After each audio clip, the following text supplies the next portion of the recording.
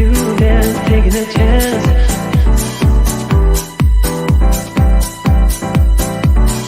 Telling me to dance, taking a chance.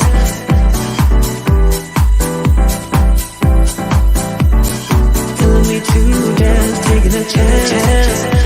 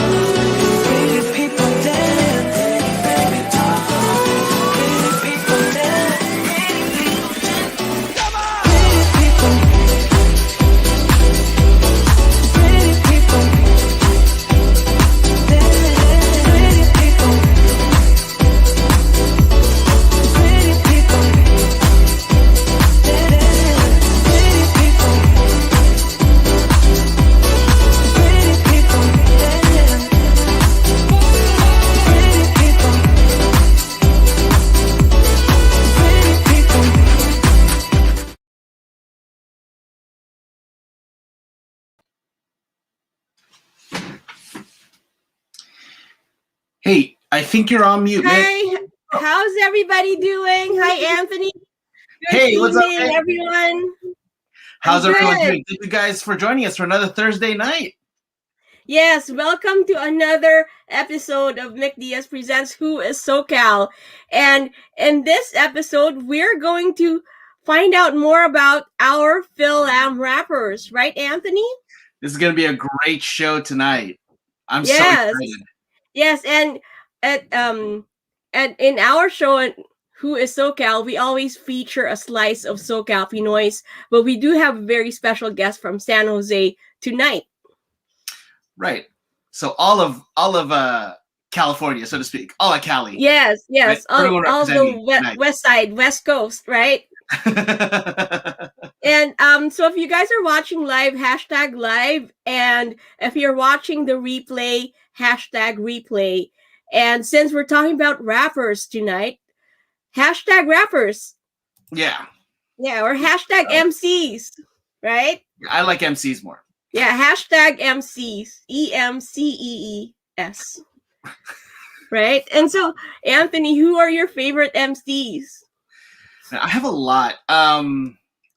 For me, it's I like Tribe Called Quest. I like De La Soul. I like Public Enemy. EPMD.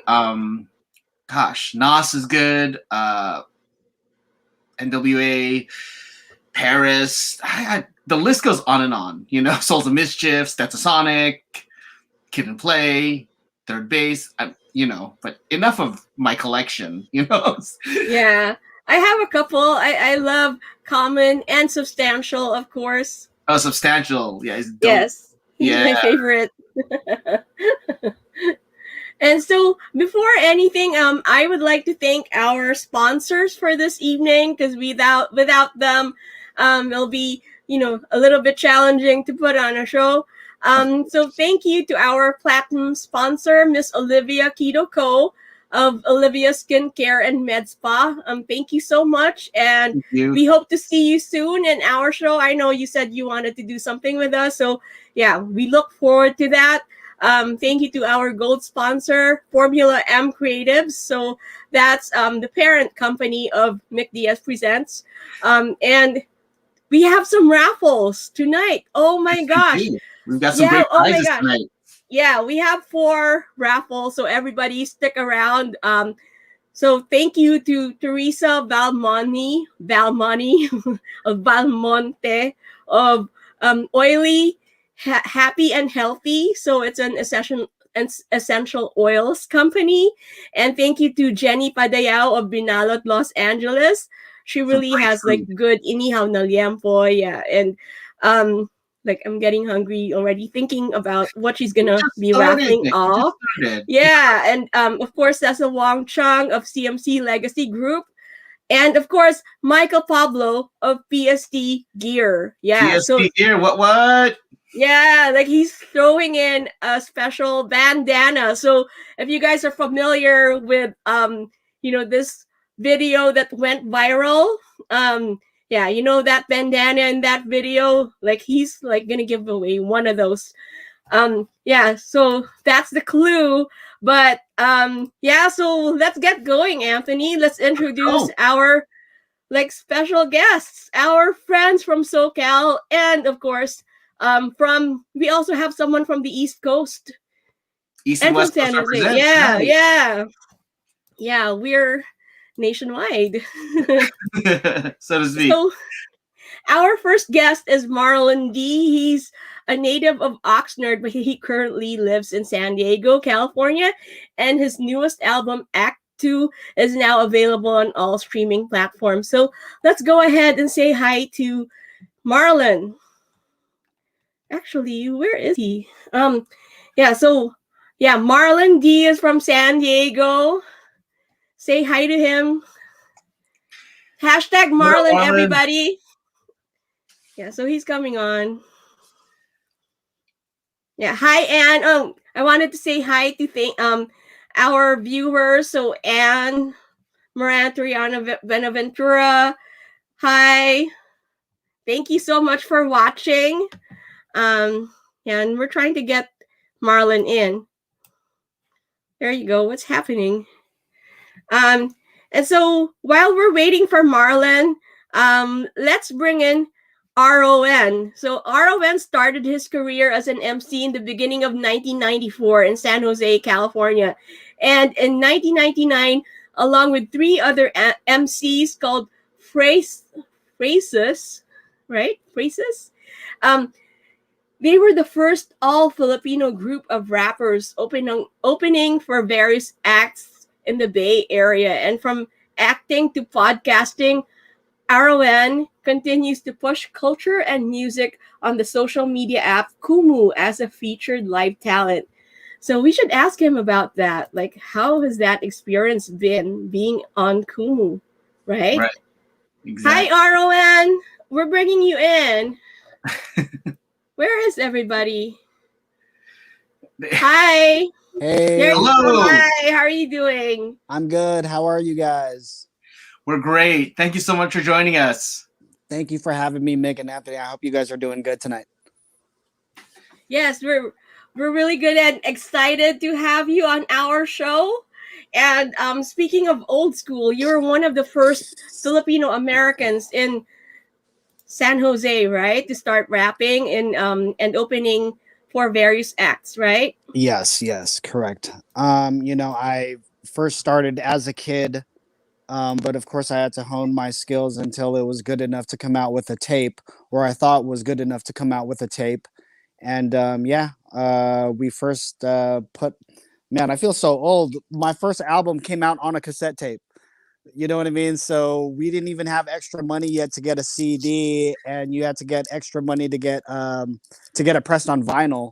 So we figured, tapes was the best way. And coming from the Bay Area, you guys already know that I have people like Too Short to teach me that to be independent and to be your own businessman is just a NorCal thing.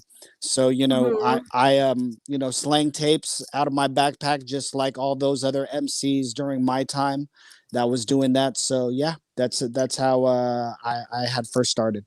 And there's several MCs that came out of the Bay Area, right, Anthony? Yes, Of course, sir. there's Tupac, this EZ40, Yeah. Lyrics Born is also there. Yes, one of my favorites. I was gonna Yeah, say Lyrics Born. very influential in my high school years. Soul Sides, Yeah. back in the day. I even listened to him when he was named Asia Born. You know what I mean? So the true fans too, they remember when he was named Asia Born. But the Living Legends, who I've opened up for also. Just different acts around the Bay Area have influenced me too. I liked Anthony's picks that he was talking about. I love how he brought up Paris, but people like Paris, E40, of course, Tupac Shakur, Digital Underground, Yep. huge Mhm. influences on me, especially Digital Underground. To see that at 9 years old, is you know, it's mind blowing. And that group, along with people like Tribe Called Quest, leaders of the new school, people that you guys were talking about, Pete Rock and CL Smooth, those guys are really the guys that are the formation of my music, along with other influences like my father and my cousins and whoever else was in the music also. Yes, and a lot of like the rappers that come from the Bay Area are very political. You know, just because of like in the Bay Area, like people are more environmentally conscious and they're more active politically, right? Arwen? You know, one of the things that I've said is that I can't be I'm not going to sit on the sidelines while I see my black brothers and sisters being harassed by the police. And for even such a long time already, I've been talking about the police, you know, since I was raised on that type of music. You know, Mm-hmm. I've had my own, you know, run-ins with the police. But yeah, just this past year, you guys know what we went through with you know, the whole George Floyd thing and the Black Lives Matter movement. I was out there Mm-hmm. protesting as well, because how can I be doing black or Latino music without standing up for my brothers and Yes. sisters too? So Yes. I always got to show love to the ones that you know, that allowed me to be in this culture too, you know, because I came at a time when they were not letting Filipinos rap. You know, you're good enough to dance, you guys are good enough to DJ, you guys are good enough to sing R&B, but you guys can't be rapping. So me and my crew, we had to fight through a lot of Mm-hmm. politics and stuff from back in the day, especially here in San Jose, where we're kind of known for you know, sad to say, but you're kind of known for that crab mentality. And it's not just amongst Filipinos, but it's just amongst other artists here in San Jose. We just have such a hard, it's like we don't even have to compete with each other. Like if we got along with each other in the 90s, I'm pretty sure the music scene in the 90s would have been really, really bigger than whatever it is now, and more prominent. Yes, and I know like Yeah. the presence of the Black Panther, especially in the Bay Area, Oh, right, yes. is a Huge, big and huge influence for everyone. And so huge. I think Marlon is just about ready. Um, yeah, so we should bring in Marlon, get to know him a little bit, right? Yeah. Hi, Yeah. Marlon. Hey, Marlon. Hello. Oh, I think he's on mute right Yeah, there. he's on mute. There you go, Hi guys, Marlon. so Yeah, much. there you go. Hi, how are you doing? So, What's like, up, Marlon? Hi guys, sorry coming about that. I from lost San signal. Jose, we're going down to San Diego. How's it over there? Hi guys, San Diego's cool. But I'm actually from Oxnard, but I currently live in San Diego right now.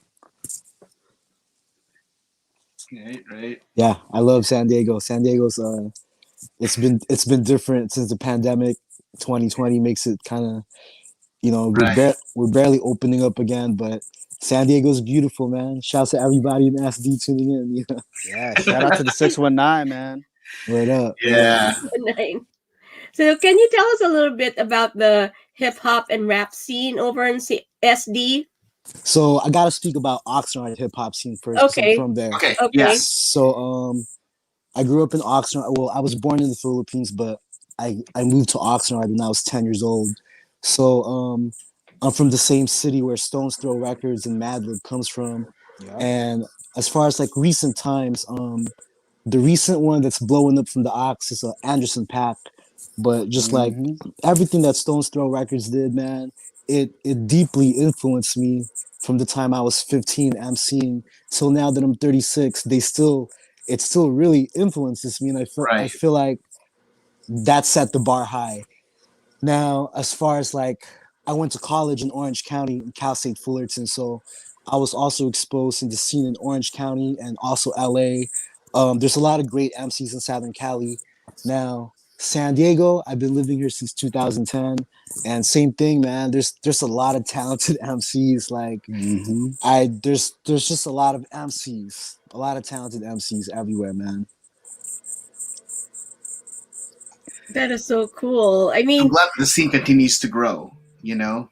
and it's great you brought up a Stone's Throw, Marlon, because they Yeah. put out a lot of influential. I feel like a lot of influential records, a lot of influential artists now that just, this generation is so lucky to have that. Yes. Yeah, man. Yes. I mean, I'm still. It's been a while. Like I went through the '90s, so our golden age of hip hop. Like I said, like De La Soul and like Tribe and Hieroglyphics and all those guys, things like that. And then there was a time when it just kind of stopped, and everything was a little bit jiggy, and then hearing Stone's Throw and hearing their version of hip hop just really brought me back, Yeah. Yeah, man. It means a lot to me, man. It's still, and Madlib is still putting out albums to this day. Yep. So Yeah, exactly. I just feel like every time he drops something, it's an inspiration for me to keep going because he's from the hood, And Yeah.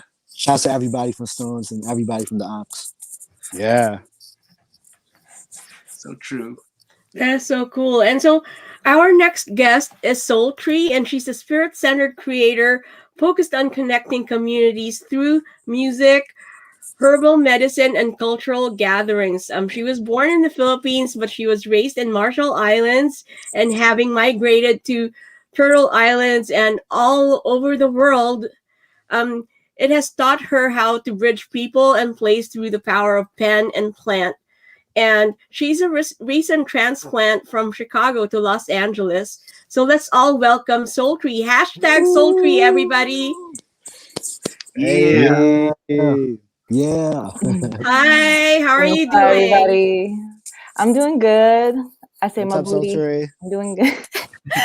Nothing, just just grateful to be here among y'all and just hear the different eras of music. It's really exciting to just have this conversation, especially within our culture and in a time when we're being a lot more real and addressing some of the wounds and trying to heal through music and through everything we're doing. So thank you. And so Soul 100%. Tree's music comes from a different space and time, right? Like it's a little bit different. Like it's not necessarily coming from the hood or from like experiences that were really challenging, but it's coming more of like becoming more positive, right? And like taking the universe and nature. And can you tell us a little bit more about your experiences and how you came up with your style of music? Sure. I just want to say thank you for all the history that you all have shared, because that's something that I as an immigrant that grew up in the Pacific Islands, born in the Philippines, kind of caught up to later on, because we had 9 channels in the Marshall Islands where I grew up, and it was very local. Like we are a small island in the Pacific. And so I lived there till I was 11, and then I moved to Arkansas for 2 years, and that's when we got MTV, and I was really into like mainstream, kind of pop, hip hop, that era of the early 2000s, and kind of the consciousness work kind of came in high school and college when I found out that I was undocumented. And so hip hop became my outlet to kind of create a universe for myself that felt safe, because music, I came up through choir, through churches and in school. And I was always writing poetry. And so it was my political work that got me into hip hop. It was like my brothers that were like, hey, why don't you just spit? And I was like, I didn't think that it was believable enough for me to spit. And even though like I'm very much about the messaging of hip hop, it's been a struggle as a person born as a woman, as a girl, to even believe myself that this is my path. And so I think having moved to Chicago, it really taught me the power of originality, the power of local support, of really representing your neighborhood. And also for me as a transplant to Chicago, even to really listen to all the different neighborhoods. Even though I'm undocumented, I was living in the suburbs and in the north side where there's a lot of privilege. And so as a writer and as a creator and as an undocumented person, I feel my role very much is to be a bridge, to be present for, intergenerational groups, especially youth, when I can. But I'm also here to serve, our people, our age in the middle, that are trying to make sense of this world that we're in, like we're trying to really address some big things with our music, like really huge topics. And again, for me, like where I grew up, the Marshall Islands, they tested the nuclear bomb, you know, the largest hydrogen bomb they tested on our land, and they obliterated an island, you know. And so that's, even though my music is coming from a positive place, it's meant to project that positivity, because I am coming from it comes from a dark place, like where my community is facing climate change. We may not exist in a few years. And so hip hop is a way to preserve language and to connect language. So I like drop a little Tagalog, I drop a little Marshallese, and that's my way of being like, it's a different kind of resistance that I hope makes an impact for the next generation. Awesome. That is so awesome, and that is so beautiful. Like, just hearing your story of, you know, where you came from, and how you're using language and preserving language, and using hip hop to preserve that language, and talk about your people in the Marshall Islands. That is so beautiful. Thank you. And we talk, the islands, like where I'm from, we talk fast and we talk shit. And so when I started to spit in my own language and in Tagalog, it took some time, but it felt a lot more natural. And I'm really trying to lift that up as a way to preserve our culture, you know. That is so awesome. And so speaking of preserving culture, one of our guests, who also preserves Filipino culture, and what they do is actually Noah Lazarus. So he's a multi-award-winning rapper, and he's one half of the multi-award-winning super duo music group called Q York, and he's an MC, rapper, songwriter, performer, and entrepreneur. And so let's just call them together because they actually go together. So, and also we have Flava Maddox, who's actually in Toronto right now. And he's a record producer, DJ, master musicologist, and half of the super duo music group Q York.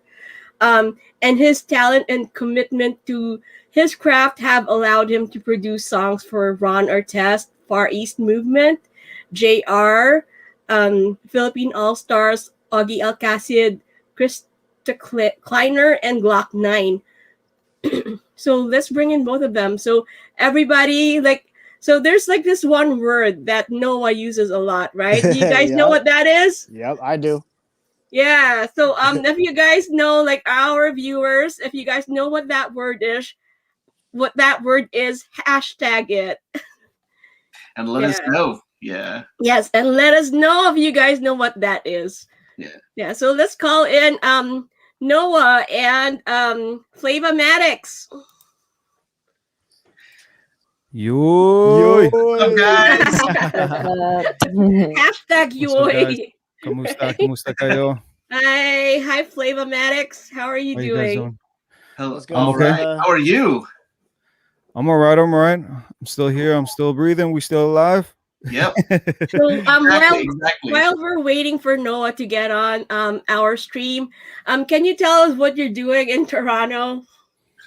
Yeah. I'm live streaming from Toronto, live and direct. We coming live. Yeah. I do DJ sets out here on Kumu and make beats. Perform here and there. But yeah. I make music out here. Doing what I do. Luckily, I guess with technology, I could do everything off my laptop now, and off my mobile phone. So anywhere in the world, I'll be able to bring my music with me. Yeah. Yeah, and so nowadays, like we're all together in this room, right? And it's all virtual and online, and we're all like separate from each other. Yeah. Yes. And so I think Noah is still trying to get on. And so can you tell us, how did you and Noah meet, or like how did you start Q York? Sure. I'll try and keep it as short as possible, but I was DJing on one side of Queens in Woodside, Queens, to be exact, and he was doing his rap thing in his own rap group at the time on the south side of Queens. And one time, I believe the DJ at the time was DJ Fat Fingers. Shout out to DJ Fat Fingers. He was practicing for like DMC battles at the time, so he was like, "Yo, I gotta focus on this. I can't really perform with you guys right now." So they were like, "Okay." So actually, the girlfriend of Noah's rap partner at the time was my cousin. So my cousin was like, "Yo, my cousin DJs." They were like, "Oh yeah, cool. Let's get them in. Let's see if we could do." So yeah. My cousin hit me up. He was like, "Yo, you want to do this? Perform with this rap group with my boyfriend and his rap group at the time." And I was like, "Yeah, let's do it." Cause I'm usually that kind of guy. I'm like, yeah, let's just go. Let's just do it. Don't really like think about it, I guess, which is a good thing and a bad thing. But I pretty much been, I guess, living my life like that, just going with the flow, just like going off feel, like if it feels good. And especially when it comes to music, I was down to do whatever opportunities I had. So boom, got together. We performed at a few events on the East Coast, tri-state area. The Filipino-American college. I forgot what you call those things again. PCNs. Yeah, like those Philam groups or like college groups, and then like from different universities, right? Oh, and yeah, then, on the East Coast, it's like all the different Filipino clubs get together, right? Yeah, and over here they have those sports. It's kind of like a PCN, but yeah, something like that. But we would go to like different universities, and then we started performing like that at that time, and performing our songs, and we got into like the car show events as well. So we got Noah. Yo, finally. I was trying to be on my phone, and the phone wasn't working properly, so I just had to use my laptop. So. Yeah, the iRig was not working for me either on the phone, so yeah. Oh yeah, okay, so I guess it works out. It is what it is. Hi Noah, welcome to our show. Hi, kumusta? Gotta position this laptop properly, but yeah, how you guys doing? We're good. So what's going on? Yeah, so good to see Aaron. What's up, Marlon D? What's up, Sultry? Pleasure to be here. Thank you, Mick and Anthony, for having us. Yeah. Thank you for coming out. Yes, appreciate being here. So we were just asking everybody to introduce themselves for a little bit and give us some kind of detail about yourself. Okay, sure. Noah Lazarus. I'm a MC, songwriter, and just all around, I think, purpose and passion driven through music. Yeah. And so Flavomatics was just explaining how you guys met and how you guys performed in a lot of these intra-university, intra-school performances, like festivals, if you will, right? Mm-hmm. So actually how we met is I was in a rap group back in New York. We were called the Paradox, and my partner at that time in the rap group was dating Flava's cousin. So my DJ at that time was DJ Fat Fingers. He's currently of the heavy hitters now in New York, but he was training to compete for ITF, which like the International Turntablist Federation. He was like a scratching champion. So we had a few shows booked, and we would do the local college scene, like as Flava mentioned, like Drexel University. We perform at the Fines on the East Coast, which is a Filipino intercollegiate networking dialogue.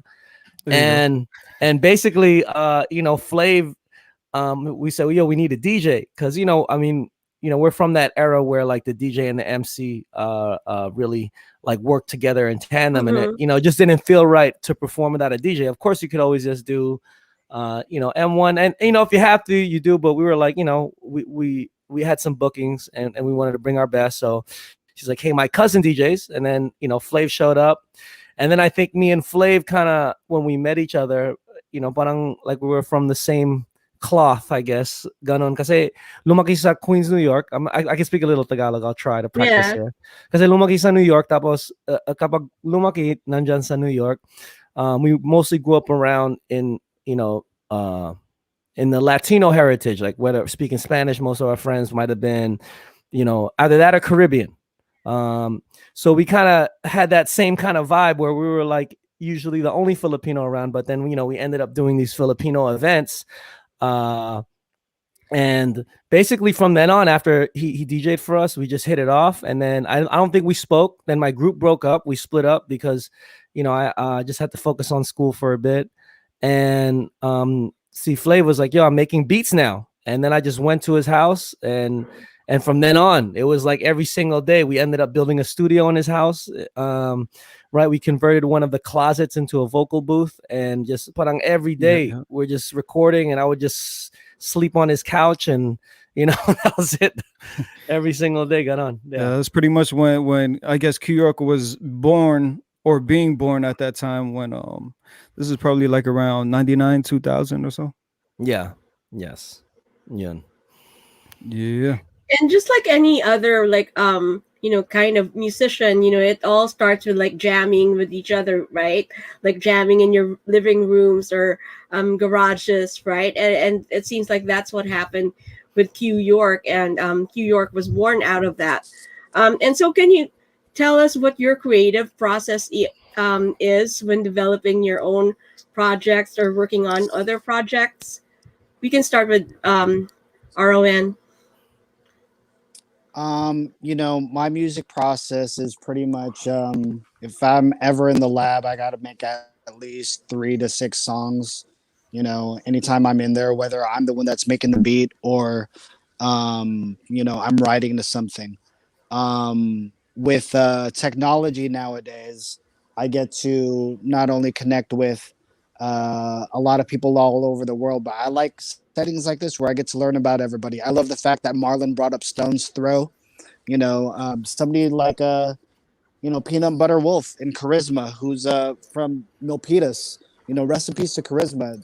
Those guys were huge influences huge influences for me as a kid. So when I get to link up online with people like Noah and Flava, you know, I met these guys off of Kumu, and Yoy. with us being MCs, and to hear these guys come with a style that's very probably reminiscent of what all of us grew up on.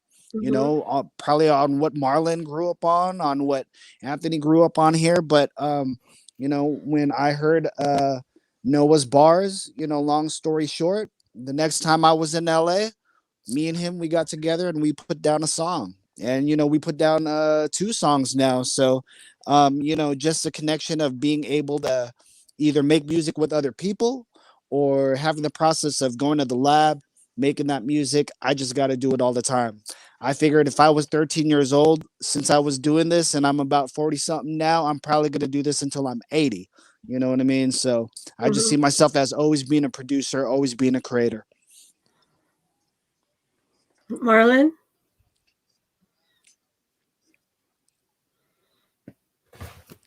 Oh, you're actually Sorry. muted. Yeah. I got you.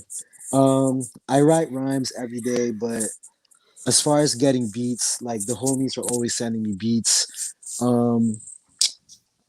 I try to go to the studio a lot. I mean, I got so much music done for 2020 because of the pandemic, but I write rhymes every day, man. Just yeah, I'm always writing.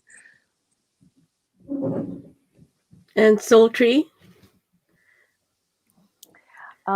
For me, writing music has changed through time. Like when I was with my crew, we would always meet weekly and just bust out music together. I've been primarily creating with my partner recently. It's because we're in the pandemic, you know, so I busted out like a 2-part mixtape during this pandemic. And so for me, I'm just I do create, I'd make spiritual music that's like chants that are meant to be cultural and spiritual and not necessarily recorded and more used for a different reason. And I'm starting to record that for myself, but I am like Aroan, where I just create with others, and whenever the time comes, like release that. It's really, for me, I'm also noticing a pattern where people create but they don't release it. So I'm trying to not hoard my music and to share it and to really be diligent about the release, because there's a lot of like imposter syndrome and ego about how we release it, but we don't realize, like, sorry, I keep cussing, but this medicine is not just for us, it's for other people, and it doesn't have to be perfect. So I'm trying to get more in the habit of, when I create, I'm not going to do a big project or go back to back in the booth or collaborate until I release that, because I want to be on that. So that's where I'm at.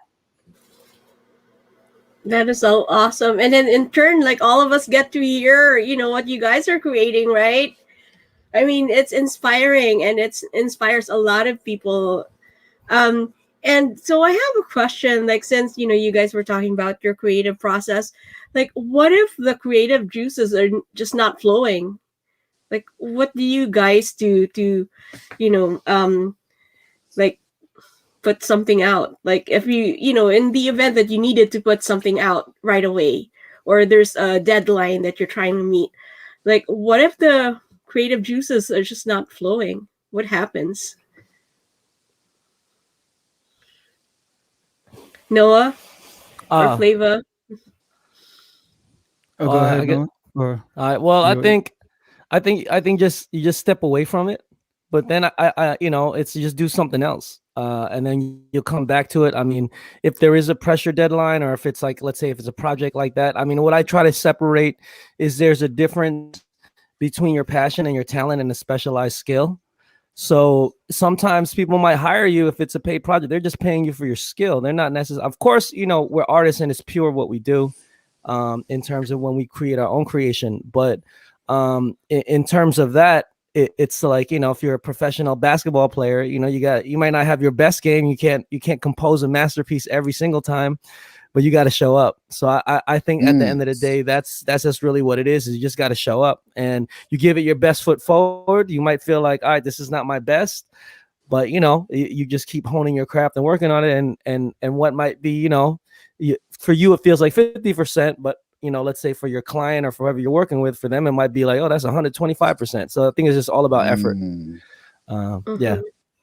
But like I said, step away, don't force it. Like if especially if it's your own project and you're doing it out of passion, that's more like, all right, I'm gonna let this marinate. I'm gonna take a time. But of course, if it's business and you got a deadline, you just got to show up, man.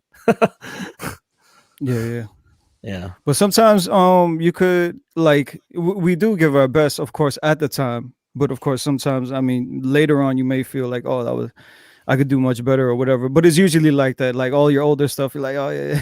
You cringe. You get the cringe mode. Yeah, because every day or pretty much every time you do it, you're just getting more experience, and you're just getting better at it. No matter how old we get, we still learning every day, and we are getting better every day. So, yeah. So when it comes to like, I guess, getting writer's block, yeah, sometimes you just gotta step away.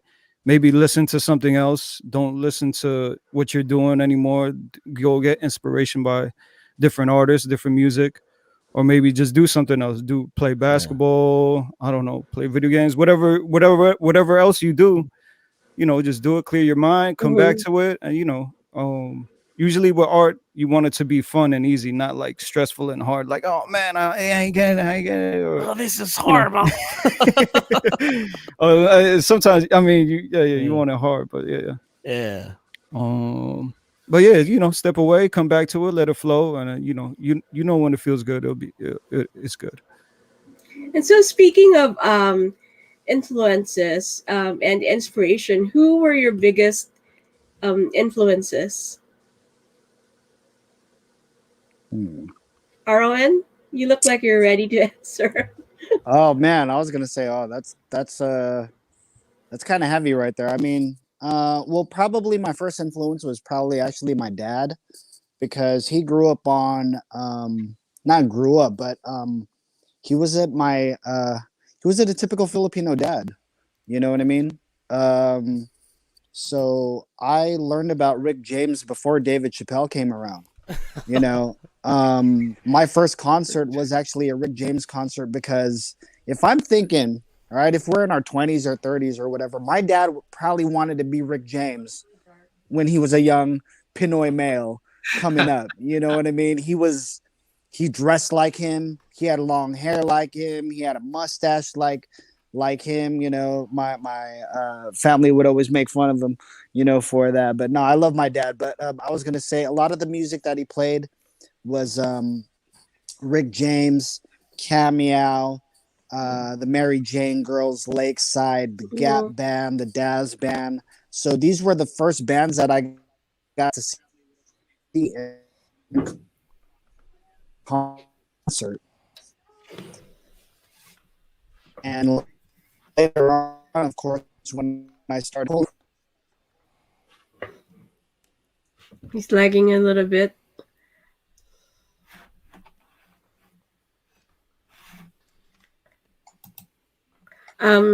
And so Soul Tree, who were Yes. your biggest influences? For me, my family was a big influence in me wanting to perform just because they would always make me sing for family parties. And, you know, karaoke was big in our household. And I do remember, you know, Tupac and Biggie growing up. They were probably like the main rappers that made it all the way to the island archipelagos, you know, in our 9 channel situation. But it wasn't, for me, it wasn't until really college and after going to school and doing organizing with my community that I really started to understand hip hop um, as a means to free yourself and to free your community. And it was really local artists that inspired me, and just hundreds of, like, Chicago is just exploding with so much good music coming from a hard place. And so all these local artists that you don't see in the mainstream, that are of the likeness of Kanye, Twista, and Common, like, it comes from a root, a deep history of really powerful, real down as, you know, Black Panther, you know, Fred Hampton origins. Like, I got to see that. And whenever I have a writer's block, just going back to that last question, I go to an open mic. I let young people inspire me. I go, you know, I see what's happening in the streets and in the community. I listen to people who've been incarcerated, youth that have been incarcerated. They're the ones that I let lead in my imagination. They're the history books that inform me as a creative that I want to bridge to our people, because I don't feel like, even when I was living in Chicago, like, we didn't really see each other across cultures. Like, it's very segregated. And my purpose in being here in SoCal is to connect with our community so we can make that bridge even stronger, you know? So it's the people, like, it's like people that, you know, and old, you know, elders that are just rapping in the train, like, you know, just people that have been there and are doing this for the love of it. Those are the people that inspire me most. Marlon?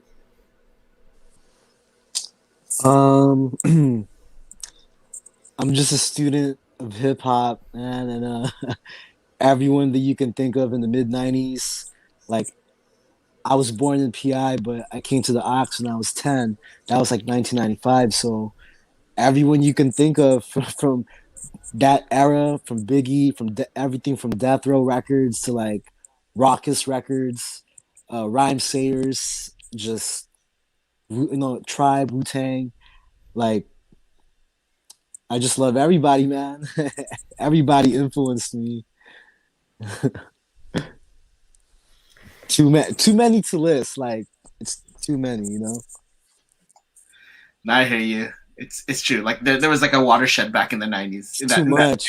You know? It's too much, man. It's a lot. You guys know. You guys grew up the same age as me, you know, like, it's still, I think it still influences us to this day, subconsciously.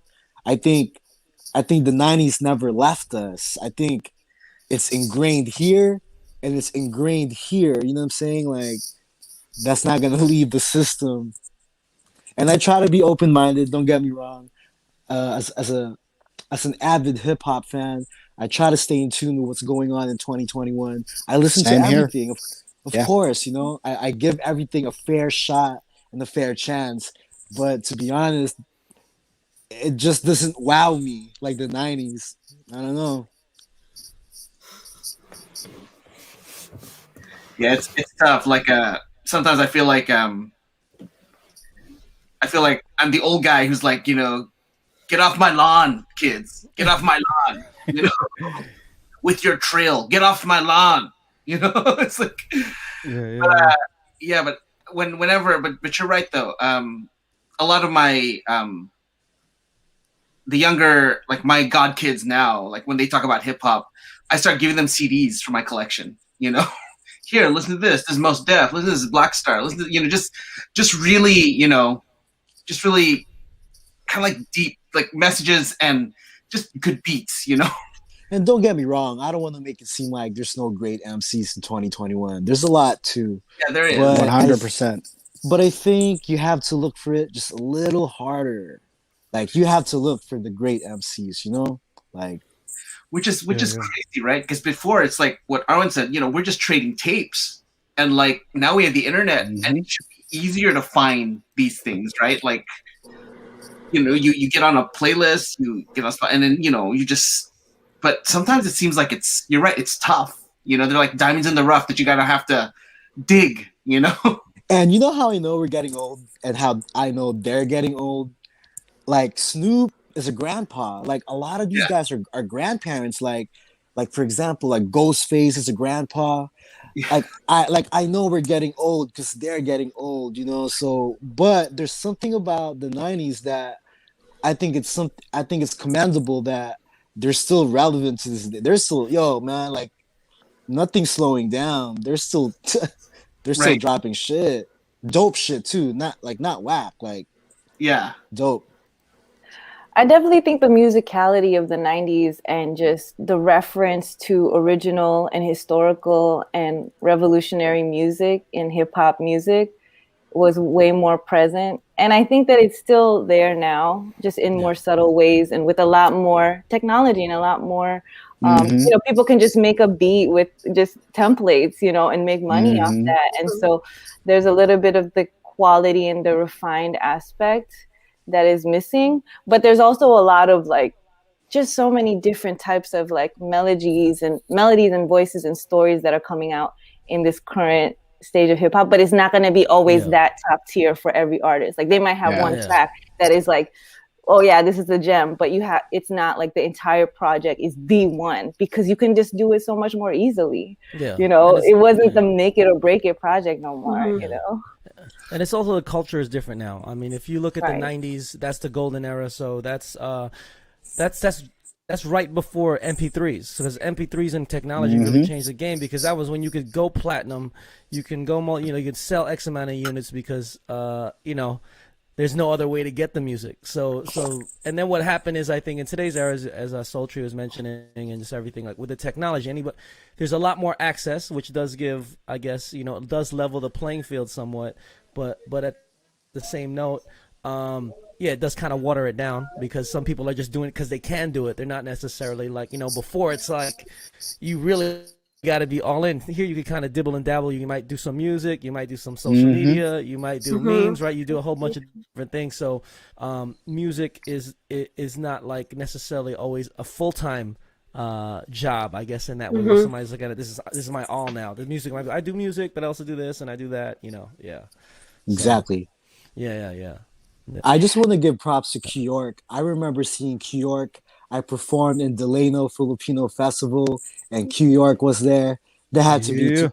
That had to be 2005. We got booked together in Delano Filipino Festival, and we also got booked a couple times together at Cal State Fullerton Friendship Games. So shouts to Q York. Hey, friendship game. Love Delano. I know. Yes. We've been to one too many friendship games. Right? I know. You guys probably don't remember me. It's Marlon D, but we got booked a couple times together, man. Good to see you guys. Word. Oh, respect, man. Man. You know what I'm saying? Oh yeah. Shout out to the Manongs. Wow. Because if you like, And I know Anthony saw Q York back in FPAC, right? Yep. That's where I was first introduced A to you. long time ago. You guys came on with I guess the Philippine All Stars were also booked. Oh yeah. Okay, Yeah. That was a show. Like that's when I was just like, because back in the day we didn't have that many like Philam hip hop. Like it was like we're lucky it's like Bamboo and and the guys and Kiwi, Native Guns, and then you guys came out too. And it's like I feel like that's my world of hip hop right now for Philams, But now I feel like this generation is starting to grow. We're getting more MCs coming out, like yourselves, and it's amazing for me, seeing you guys now man. and seeing how the scene's grown, Yeah. Yeah, and going back to what Anthony said about like there's a new generation of Philam rappers, and a lot of MCs coming out, and there's this, and with what I'm doing is that I'm seeing a lot more of younger people who are pursuing their passions, whereas the older generation, we were told, oh, you should be a lawyer, an engineer, a nurse, a doctor, and whatnot, right? Shit. But a lot of their like the older generations, like their grandchildren, or what's supposed to be like my children now, they're pursuing the things that they love, and we see a lot of like younger generation who are like in their early 20s, who are artists, who are rappers, who are like out there doing their own thing, and they're also into filmmaking and a lot of creative artistic pursuits, right? And so when you were younger, when you were children, like were you always into rapping or into hip hop, or what were you doing back then, and what did you want to become? Basketball is my favorite sport. I like Yeah, to ba- dribble down the court. Yeah, man, it was basketball. Basketball is my favorite sport. I like to dribble up and down the court. Some Curtis Blow. Hey. Yeah. Always wanted to be a basketball for baller. sure. Though, Yeah. I guess you could say that was the first love even before hip hop for me. Yeah. Yeah, but hip hop was always there. Like I think for us, like in Queens, like you always had a boombox at the park or somebody's playing music, and then, hip hop was always there. But we were trying to It's everywhere. trying to be I mean, ballers. It's crazy, right? I think it's Until like for me personally, my moment of realization was when I was playing varsity now for my high school, and now you're playing guys that are like they're like you're like 16, 17, and these guys are like 6'9", 6'10", 200 pounds, 250, and I'm like 5'10", maybe 165, 170, and you just start getting dunked on, and you're like, oh, I don't know if I'm built for this. you start I'm pretty quick and I'm pretty good, but this is a different level. You gotta really train and work hard. And then these other dudes don't even go to practice. Like they're like, I practice. Because I was in Allen Iverson, right? Kid, like practice. Talking about practice. Because when I started getting dunked on, like, yo, I'm gonna drop the ball and pick up the mic. I'm straight. Yeah, I was like, all right. No, I remember I got dunked on pretty bad. I remember, I was like, I went all out, boom, and I was like, oh. I just think for us Filipino kids, man, like, especially in our high school years and college years, trying to do music, like, we had to explain this shit to our parents and aunties and uncles, and like it's not easy to explain this to your family, especially if you're gonna pursue this, but that makes us kind of like the black sheeps in our family pursuing this. So you know how you guys say parents tell us to do something else? Shit, they're still telling me that now, and I'm 36. They're still telling me to do something else. The fuck, guys? Can I cuss?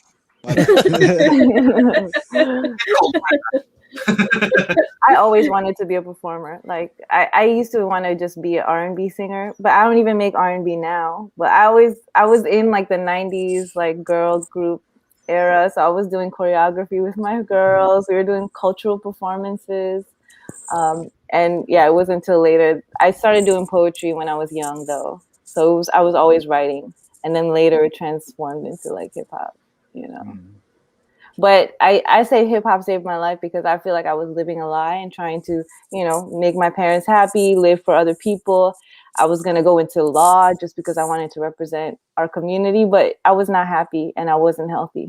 And hip hop helped me like get out of that, even though it seemed like such a long shot. And, you know, it's not like I do it full time necessarily at the moment, but it gives me life and I'm happy. Yeah, man. You gotta feel this shit in your heart. I was gonna Yeah, say yeah. for me, I think my parents were very supportive even from the time I was like 3 or 4, because there's pictures of me. There's hundreds of tapes of me. By the time I was 4 years old, my mom was just pressing record on the recorder while I had my microphone. So by the time I was like 5, I'm over here doing Michael Jackson songs, doing songs from Cameo at like 7 or 8 years old when Word Up came out. I remember getting paid by my uncles and my uncles and aunties, to do that song. Yeah, I mean, they would make me do all them nasty ass songs that I didn't even know they were nasty songs. I was just an 8-year-old singing those songs. And yeah, later on, I mean, Just like candy. basically those same songs, are basically what was sampled later on, right? You know what I mean? So my mom and dad have always been influential and supportive of what I've done when it comes to hip hop. I started off as a b-boy. Nice. I came from that era too, where you weren't a true hip hop head until you would try to at least touch all 4 elements. That's graffiti, all that stuff. So I started also writing and started defacing property and bombing my city.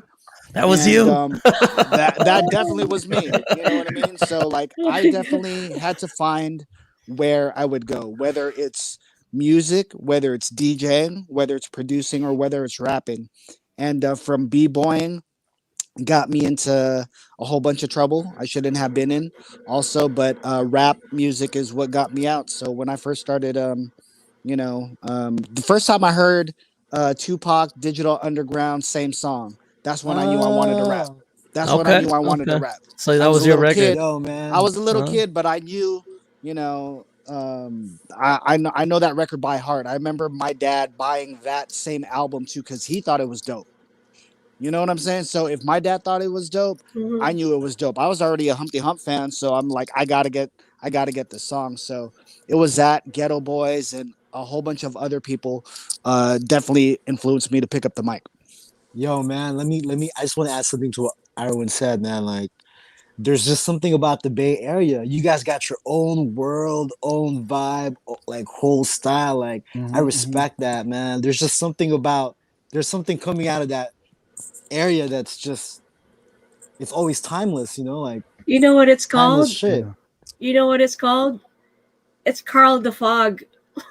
Yeah, yeah, it's definitely the rice fog. cooker. Maybe Rice not. cookers are out, Big rice yes. cooker. Just Definitely the fog. I had to put that in. Nah, yeah, the Bay Area, it reminds me of New York City, No doubt, somewhat, man. because it's like when we were living in New York City too, it felt like we was in that bubble. Like, yo, it's all New York, New York-ish, or anything outside is irrelevant right now. So like, yo, only New York, New York, New York. But then once you start like going outside, we started doing these shows in different cities and like started seeing palm trees. Like, oh, the sun is out every day on the West Coast. Like, oh my God, there's more to life than just New York City. So, Yes. Hey, so traveling is pretty Yeah. much a big thing too, like opening up your mind too. you guys are from Queens, right? From Southside Yeah. Queens. That shit's Yeah. so hard. What's up, G Unit? That's hard. Like, The G unit. like that's I think that's interesting, like Filipinos who grew up in Word. Queens, like Filipinos who grew up in NY, because I know like your guys' perspective in hip hop is totally like Crazy. of course, Right. like NY influence, like Yeah. that's a thank you. trip, man. You know what I'm saying? Like, Yeah. that's dope. I was gonna No, say but I when mean, I first met I was gonna say Noah. Let me give you some props Oh, yeah, real quick. yeah. When I first met Noah, actually on Kumu, they're like, oh, I guess the people that was with him was like, hey, Noah, you gotta spit for Ron, and it was one of those off the top, he just went and he went, and I was just like, within the first like 4 bars, you already know if somebody has it. But then within like almost 8 bars, I was like, oh, he's doing God MC stuff. And you know, I don't really call a lot of people God MCs, you know. So when you see somebody flipping styles that you know they're playing around, you know, like this person is a real MC. You know that they probably have at least 20, 30 years experience, you know, within them. So when I heard those bars, I was just like, oh, I don't even have to, you know, say less, but let me hear some more. You know what I mean? So when you hear Filipinos, especially, you know, just to back what Marlon's saying, when you see Filipinos representing the original style from the Mecca, you know, from New York, when you're hearing those styles, that's as authentic as you can get, you know, with us being as close as we are being Filipino. You know what I mean? So, yo, I'm glad I got to meet Q York. I'm glad I got to meet him also, man. Yeah. Yo, just like I think Owen, you were saying that like you was one of the first Filipino-Americans to be rapping in your area in San Jose. It was hard because I had to compete with bands like Interlude, Kai. You know, no one was. I've seen Kai before. I remember they were not trying to hear no rap. They were not. So like you guys can't really, you know, we like you guys, you know, but we don't like you guys for our events. So yeah, it ends up well better for us because then I get to open up for living legends. Then I get to open up for people like Merce. I get to open up for, you know, other people like that. And it you know, to be kind of shut off. And I know me and Flava have talked about this, but you know, your community in a way kind of shuts you off, which makes you go other places to where they kind of want you back. And they're like, oh, can you do our Filipino event? You know what I mean? Like, so yeah, Flava. Yeah. I mean, just I love, man. You gotta I leave. love how you mentioned Kai, man. Props to Kai. Those were props to them now, you know, but it was those hard were the and it was- heydays of Salam R&B. It was, and that's what I mean. Like being young back in the days, like I can't hate on that because everyone, of course, is trying to eat. Everyone's trying to get out there, but at the same time, they're like, "Damn, well, you know, we're representing the hip hop out here." You know, so like it didn't get until like maybe later 2000s. It's like, you know, they started looking at San Jose more, and you know, props to everyone else that came out of San Jose, but a lot of other people laid down that foundation. You know, so for my crew, Fracas, by the way, that's my crew for Fracas to, you know, be one of the first Filipino-American groups, and to be representing like all the weird shit now, like all that weird nerdy stuff that's going on right now. We're talking about that like in 98, 99, you know, so to see things kind of come full circle and to kind of back up a couple of questions ago. I like listening to young music because hip hop started off as young music. It started off in the streets. It started off with kids. So I have to listen to, sometimes I don't want to listen to, but I have to listen to what the kids are doing nowadays because sometimes they do got dope shit. They got dope shit, you know? So there's also other people like that might be our age now, like Griselda, who barely got discovered now and they're our age. So that makes me think of people like 2 Chainz that, hey, they might be our age, but they got discovered like when they were 37, 40 years old. So, you know, we'll be here forever. We'll be here forever. Yeah, we rocking. I just wanted to say, like, because like Noah was like one of the first Filipino-Americans in New York City representing in the rapping, like, because usually it's like DJs, right? You know like DJs was like the thing in the 90s. But like no one was rapping in the Filipino community except like, I don't know, Noah Lazarus was like the first or not one of the first that started rapping in New York City. Hey Noah, crazy. Thank you. Yeah. Yo, Noah, my G, I don't know if you know this, but Nori's DJ is full-fledged Filipino. Like, but you're right. Yeah. So have you guys seen it? Like, I know he's from Queens, right? Because I know he's DJing. Yeah, Nori's from Left Rack. Yeah. You guys seen that guy around? You gotta link up with that. Well, I've been around, like I've been in the Left Rack projects. I mean, I played ball there a few times. Yeah. Dude, you guys are. But I never met Nori. I haven't ran into Nori yet. Yeah. Straight up Left Rack. Oh my God, they're so hip. Iraq. Yeah. Left, right. And by the way, like Yeah.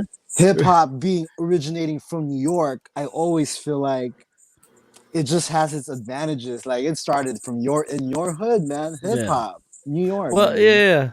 I mean, I think. I mean, for us, like, if we just bring it back a bit, like, yeah, just growing up, it was almost like hip hop wasn't like a choice. It was just like it's just there. It's everywhere. It's So just it's kind of there. like you just grow Yeah. up in it, and we just don't even. I there. think, yeah, I think me and Flav growing up, like, you don't even, it doesn't look like, it's like it's not like. I guess it's like we were more like hip hop kids that happened to be Filipino, versus I think when we Yup. first started, that's Yup. kind of how Mhm. it was really like growing up. But No, I mean, I think it's at the end of the day, it's just all about expression, and it just comes from that. And I think if we're gonna bring it to being Filipino, and we talk about that, is like the essence of hip hop culture is just making something out of nothing, right? Like people had no jobs, so they just start breaking. Oh, I'll give you $1. That looks good. Oh yeah, I can't sing. Let's just set up the DJ turntables and throw our own parties, charge people because people couldn't get jobs, and that's kind of like for us also living in the motherland, for almost a decade now, right? By going back and forth, but you really see that in the Philippines as well too. Like we make our own jobs, like. You got to park your car. Somebody's gonna help you park. You know what I'm saying? That's not an official job title, but he's gonna make a job and he's gonna figure out a way. I gotta make that hustle. And I think at the end of the day, whether it be whatever city you from or wherever, it's like that's the essence of hip hop. We gonna exactly. hustle and we gonna make a way where there's no way. So yeah. Yo, on that note, I do want to reference like how just with this digital time, there's so much more indigenous Filipino instrumentation and just an archive of our historical music that's coming out from the diaspora, but also from the motherland. And that's really exciting to me. Like Bass Relief is a really dope artist that I've been listening to a lot lately. And just there's something about the new producers that are coming out. And Free the Robots, I think, is based out of like Orange County.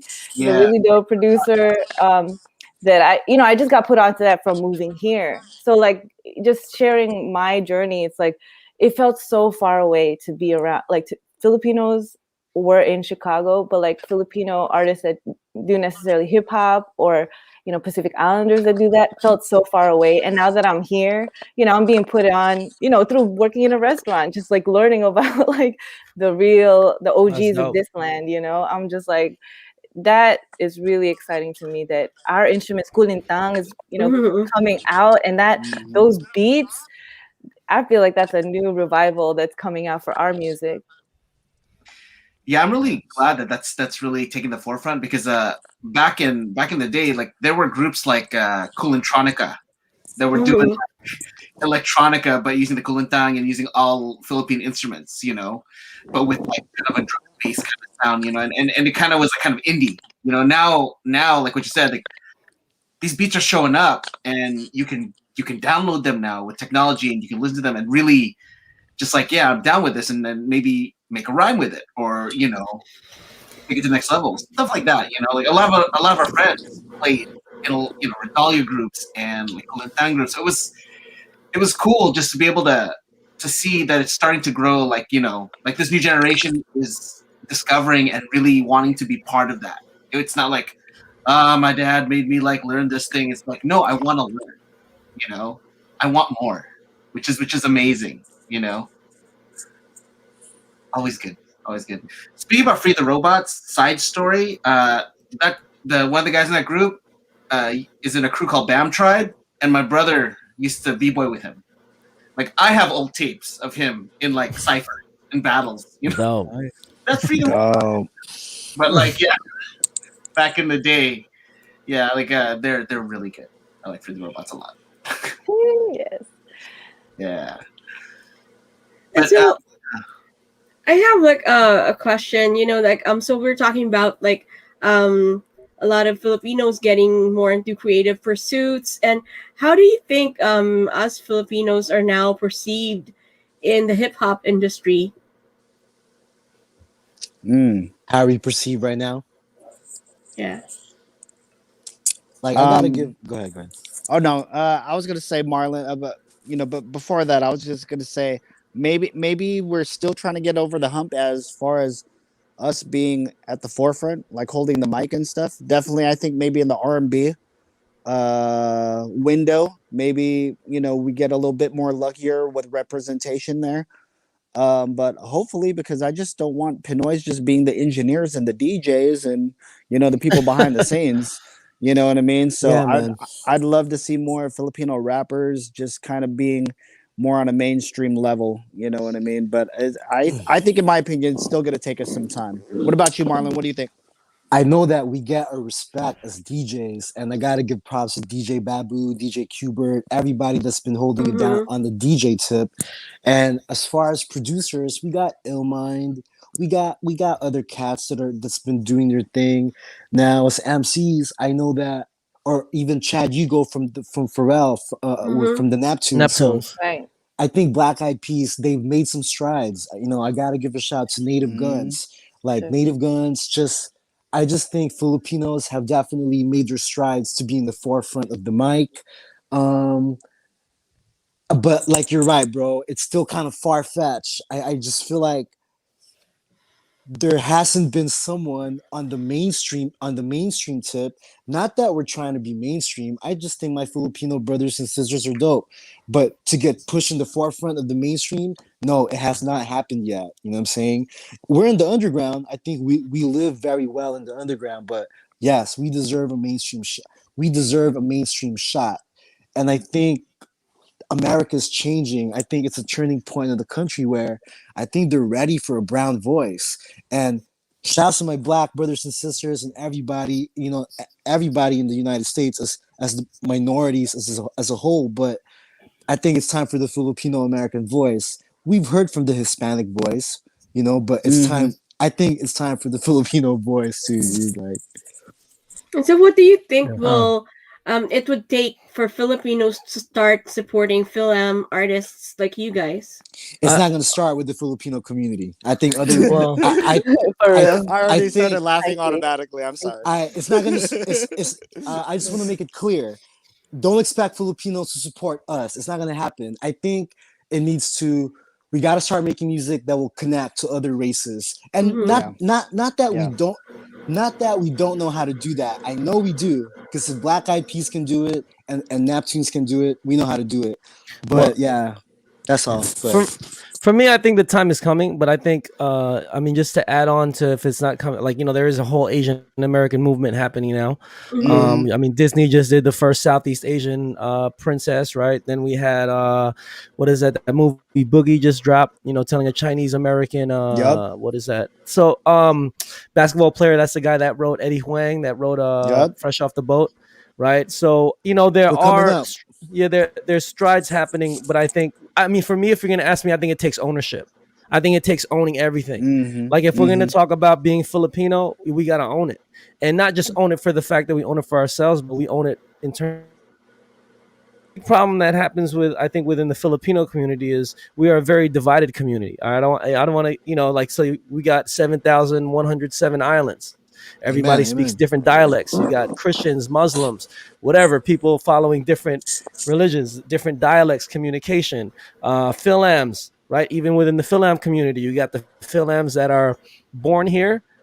Let's say that's how I grew up. Then you have ones that are here that are assimilating. They're kind of in the middle. Then you got the ones that just got here, and all those three don't really associate. They're all into three different things. Mhm. So I think the important thing, as in terms of, if we talk about the Latino community, their advantage is, right, everybody speaks Spanish. You got whatever, everybody in South America speaks the same language, right? In China, they all speak the same language, so it's a little easier because their culture or their communities are more homogenized. So think about Korea, K-pop, same Yes. thing. So I think for us, in terms of, Filipinos, is just owning being Filipino, but owning it in a way where it's like, yo, we're just Filipino. Well, I'm not Philam.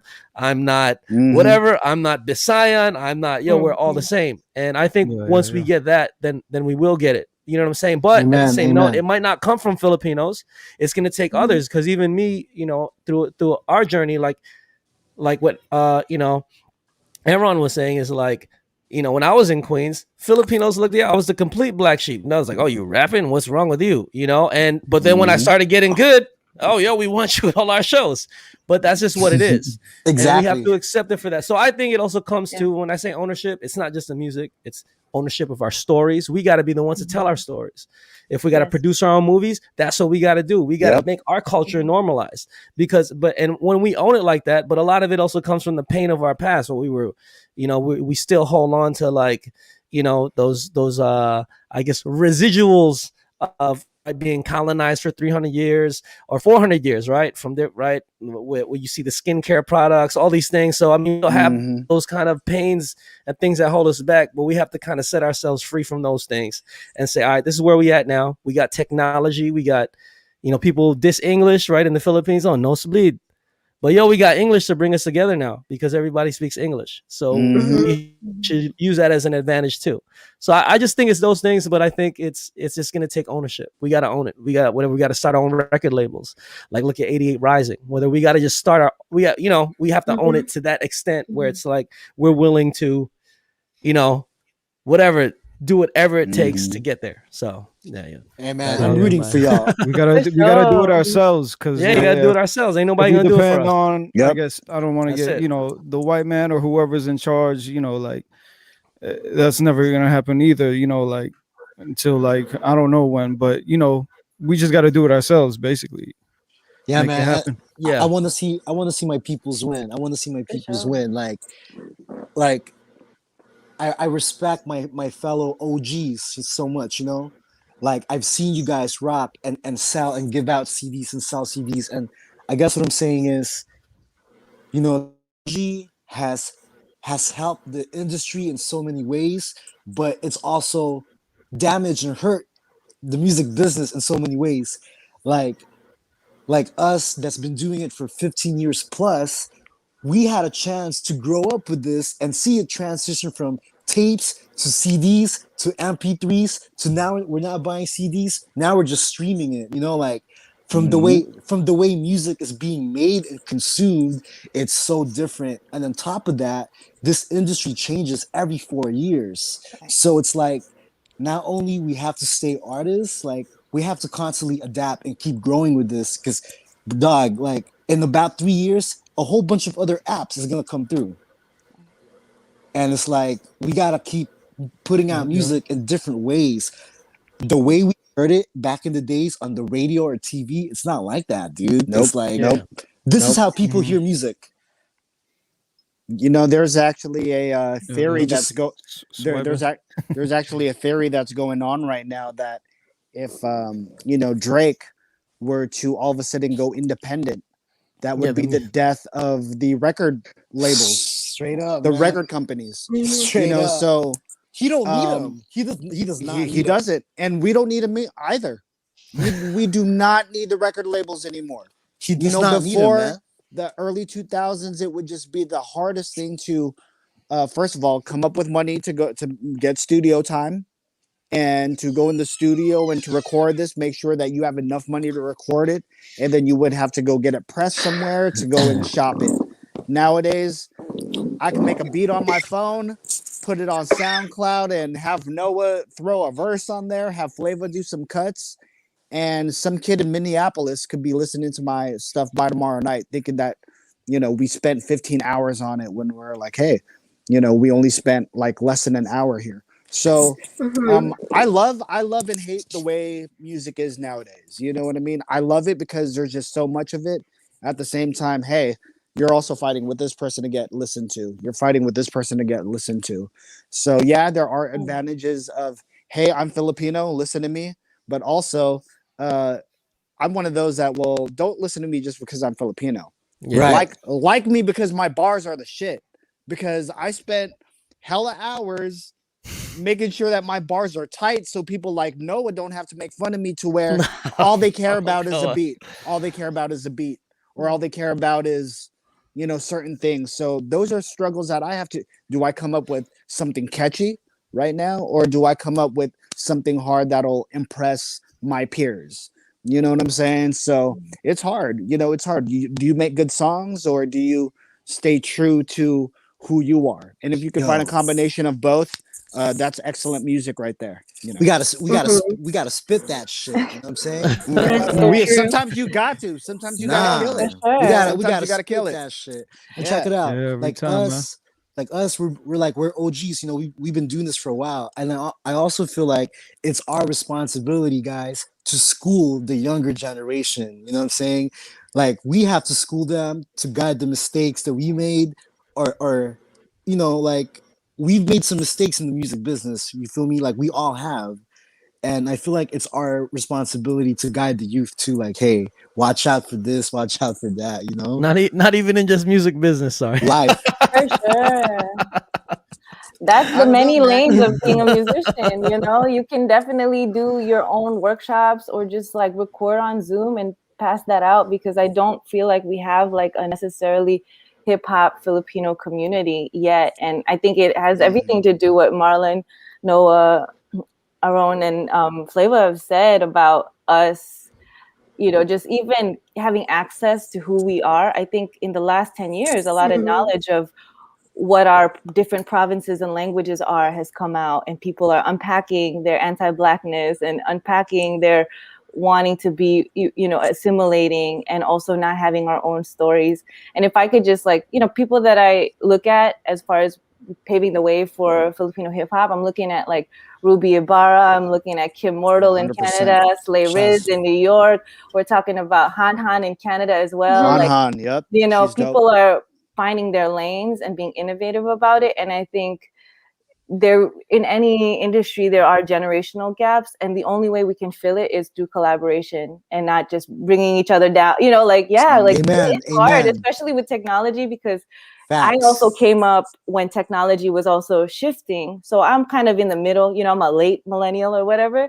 So I see both sides where I don't want our OGs to disappear. I feel like I'm sandwiched in the middle. Like I very much am so tied to my elders and their stories, but I'm also like, how do we foster the youth? There's such a space there that only we can fill. And there's so much richness that we can bridge with music that will also heal our community around those topics that Noah was saying. Like, yeah, like we are only claiming that now, and only now are we rapping about our issues and not just like the local and kind of, you know what I mean? Like first we were kind of just doing more local because we were trying to be relatable, right?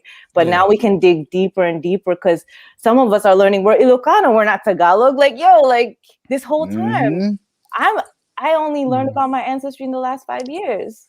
Dope. I'm 30 now, you know what I mean? Like I Dope. didn't know that I'm Waray.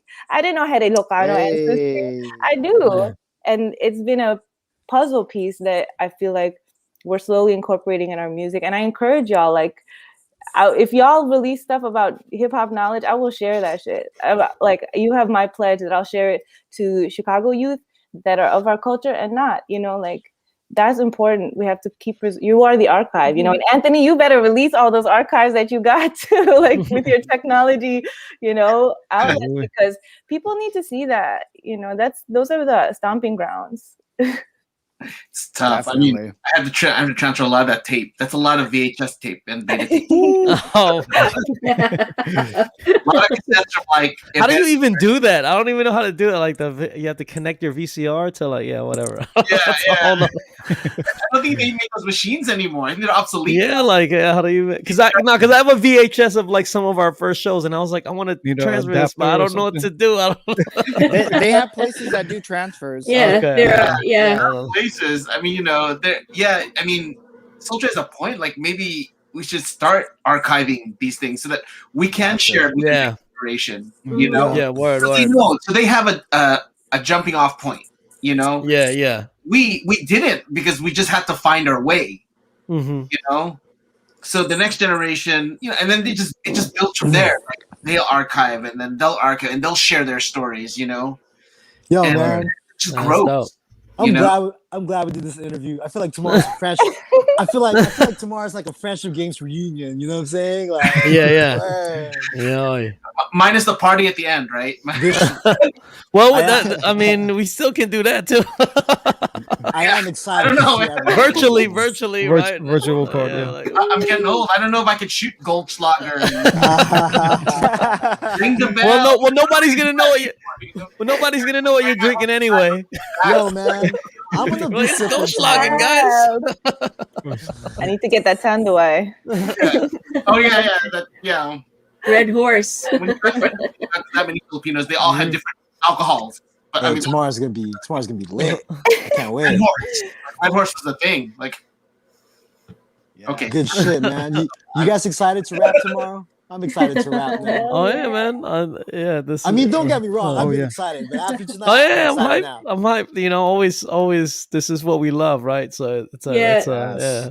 So Yes. where do you guys plan to take your music? So what's next for you guys? Like Noah? Well, we got it. All right, I'll just start with the most real. Well, we have a new single. Actually, it's just dropping at midnight tonight. Under Warner Music, and so we have our third single under Warner. Then we're working on a record label. We're going to be doing our own label in partnership with one of Warner's subsidiaries. That's the next thing. I mean, I guess in terms of music, I mean, we're creating a lot. I mean, you know, I think Soul Tree mentioned that we have like over like hundreds of songs. So we're just really looking at a means to really be volumizing and releasing records. Then beyond that, I mean, the next big thing, I mean, which is something I've been working on for 2-3 years, is we're working on a movie. Basically, you know, telling the you know, immigrant story that happens to be Filipino, and also, you know, doing hip hop. And then, you know, we're hoping the world opens up soon so we can start touring again. But other than that, I mean, you know, it's pretty much, I mean, music is just what we do. We're constantly creating. Like I was with actually Rocky Rock of Black Eyed Peas yesterday. We did like 3 songs in the studio. So Dope, so, you know, we're just constantly creating, and we never look at it as something like, you know, it's like fun, right? Like some people play golf, some people play whatever, I don't know, you know, whatever video games, that we just make music. So but you know, the great thing about music though is, I'll just say, is that, you know, you can always say, I'm going to take it here, this is where it's going to go, this is what's going to happen.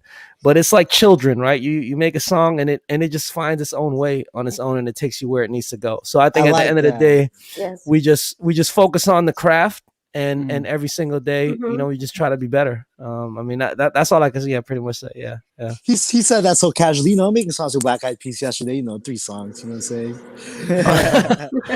No, but I mean, you know, Yeah, but so it's casually all for the too, love man. of music, though. You know, it's not like we're Yeah. just there, like, yo, we making music. Salute, You know what I mean? man. It's yeah. Salute. Yeah. Thank you, brother. Thank you. Yeah, wherever the music takes you, you know, the music takes a life of its own. You know, you never know what's a hit or not, because, you know, other people like some songs you like, and some other songs that you know other people like, and you never know what the audience is And gonna like- like. So, you know. And like even for us, like, you know, some of our biggest records or records that did well were songs that were like jokes, or we're just like, all right, this is what we, you know, we're just having fun. So I think at the end of the day, it's just about having fun. You know, Amen. doing what you do. That's so true. Erwin, do you have anything to add? Oh yeah, we got a record with Erwin too. So excited for that. The best song you ever heard too. I was gonna say, I was gonna say, as far as like where my music's going right now, I am working on original music. As of the last like couple of projects that I've been doing, I kind of wanted to take it back to just jacking beats and you know, just spitting rhymes over it.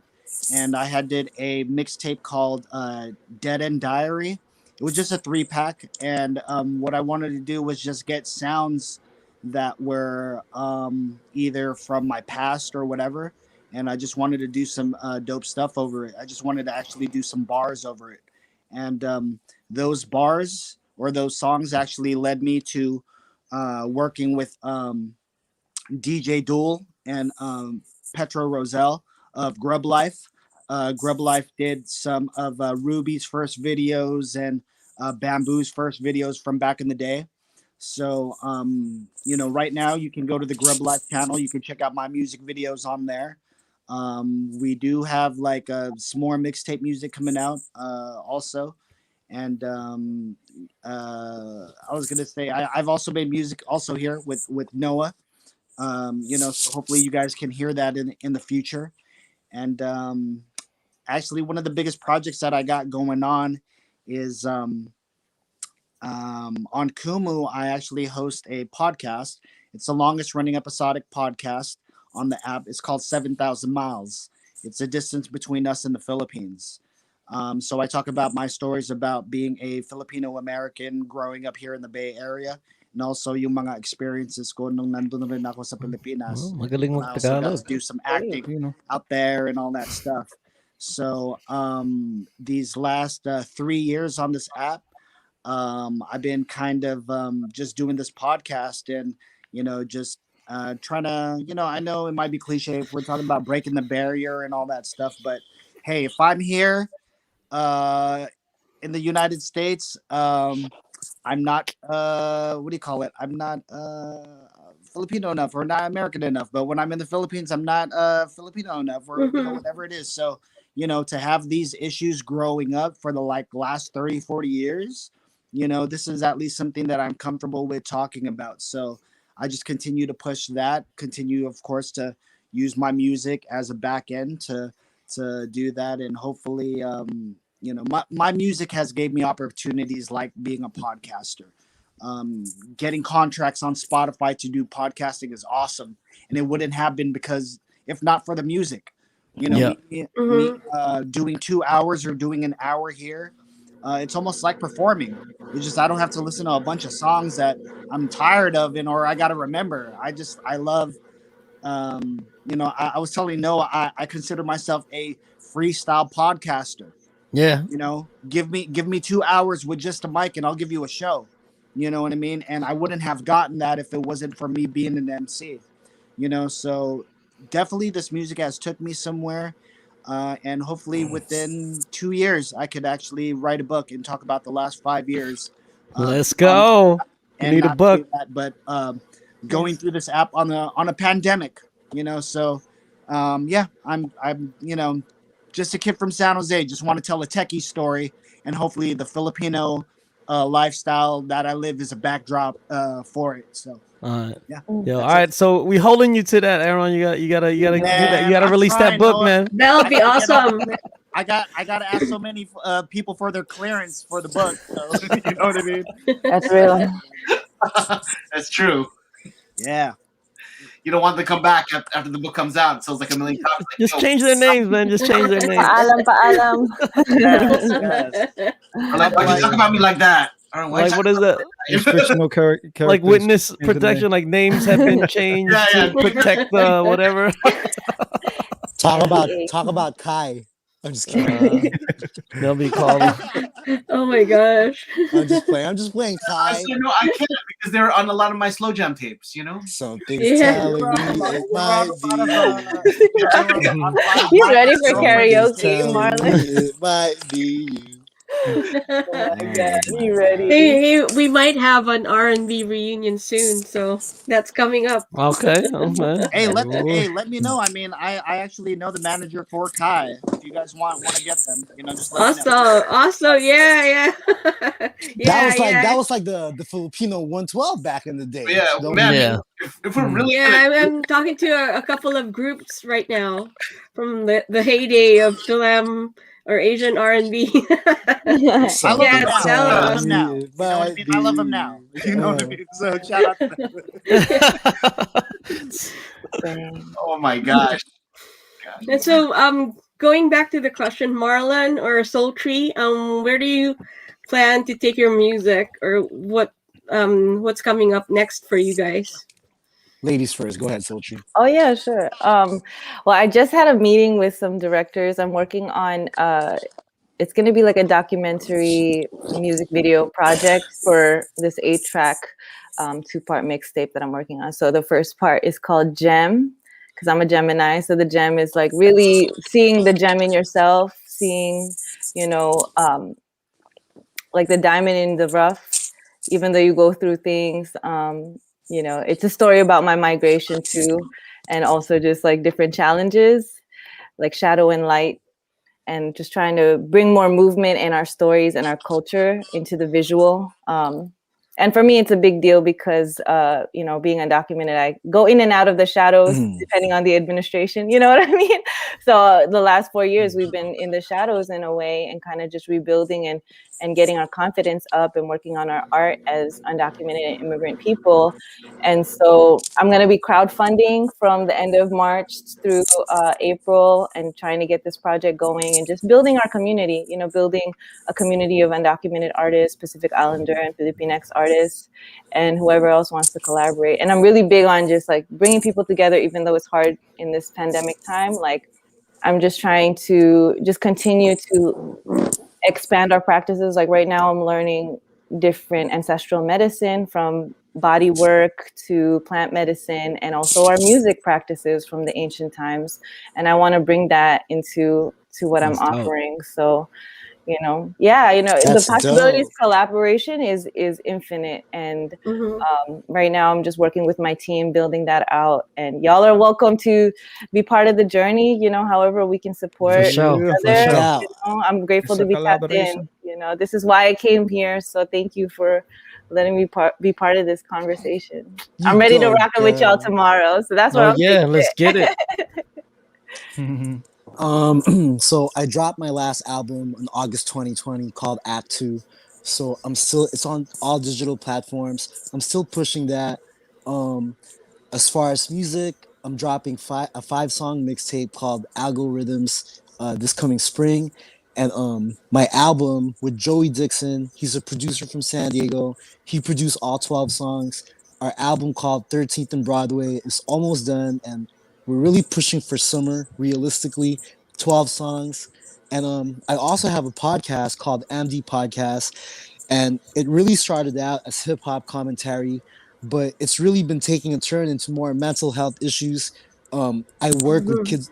I work with kids with autism, so it's definitely been like a platform for me to showcase other behavior therapists who works with kids with autism. Or I've been really concerned with like healing and trauma, and concerned about us, you know, even for us Filipinos, how to heal generational trauma and fix that. I've been interviewing psychotherapists and Reiki healers too, man. So I just want to say that I want to invite all y'all to be a part of my show. I hope I can interview each and every one of you guys, because after we get off, man, I'll add everybody on the social media, and like I definitely want to get everybody's stories, you know, because it would mean a lot to get you guys on the platform. So I hope we can keep connecting and building, and hope I'll kill that shit tomorrow, you know? No doubt. Let's get it. That is so awesome. And are you guys ready to drop some rhymes? Because we have a game. So if you guys are up to it, we have a game, a rhyme game. Let's do it. Okay. Right? Okay. Yeah, so I think Arvin is here. And we're actually gonna do a rhyme game. All right, let's do So a we rhyme game. have we have the wheel of names, and so whatever word is chosen, that's what we'll do, right? And whoever wants to go first, right? You guys okay over there? Yep. Yeah. Okay, so Arvin, let's go. All right. So what? So we just. So basically, the wheel spins. It lands on the word. We tell you the word, and then whoever wants to jump on and do a verse, Yeah, with that word, they can. Do we our use a first beat? word is Or, mane. Okay. Money. Money. Oh my god. I got money. money. Yeah. Okay. Nuts. Anybody? Who wants to go? Yo, it's like that. MCs on the cuts. It's like that. MCs can't interrupt. Pass it to Q York. Snap her up. To my folks in the Bay. Freestyle back in the day. Yo, it ain't the television. Kick a freestyle without no permission. Anybody. Yo, Q York, about to rock the party. Okay. I'm gonna drop a beat. Is that cool? Yeah. That's cool. All right, let's go. Let's see. Let's go, Flav. Hey, y'all hear that? No. No. You don't hear it? All right. When I guess it ain't working properly. because I'm using my Mhm. laptop. It's so much. You got something, Flav? Let's see if you y'all hear this. Mm-mm. Yeah, because you're using You your don't- laptop too, right? Yeah, yeah. Yeah. You don't hear Alright. that? Okay. Yeah. All right. Whatever. All right. So I guess we just gotta. Well, I'm gonna play it just so I have something. All right. Let's go. So what? Are we gonna spin the wheel Oh, again? Or yo. are we doing many? Play it through Money. your. What if you play it through your speakers, yo? Puede. Right Let's here, try. right here. But not too much where, just enough where. So do we you can hear it, spin the wheel again? You guys want to try it Yes. again? but no feedback. Yeah, we could try it again. All All right, right. let's spin that wheel again. Let's I get mean, another. Let's see what we To get. be honest, I mean, Noah could go through all those words real quick. All right. We're gonna go through the speaker. Probably. All right. Let's see through the speaker. Oh Y'all my hear that now? You hear it now? Yes. You hear it now? A little bit. What is A little bit. I'll turn it up a bit. What's the word? Mick Diaz Yes, presents. Mick Diaz presents. All right. Let's go. it? I think you could Okay. turn it up a bit if you want. I'll turn it up a bit. All right. Yeah. Yeah. I'm in my element. Mick Diaz presents hanging with the MC Soul Tree. Aaron. Know what it is? Yeah, we dropping the bombs. You could oust Marlon D though. The flow is psycho. Break them down just like a taiko. Toy, they ain't even close to this, boy. I represent for Pinoys wherever I'm at. Filipinos, yeah, we put them on the map. Go back to my family tree and I dug to the roots and I realized the darkness and the juice that I have for my people in the warrior. Mandarig, my spirit, gotta give it to the people that can hear it. What it is, what you're doing now. Put it down, understand you know my style.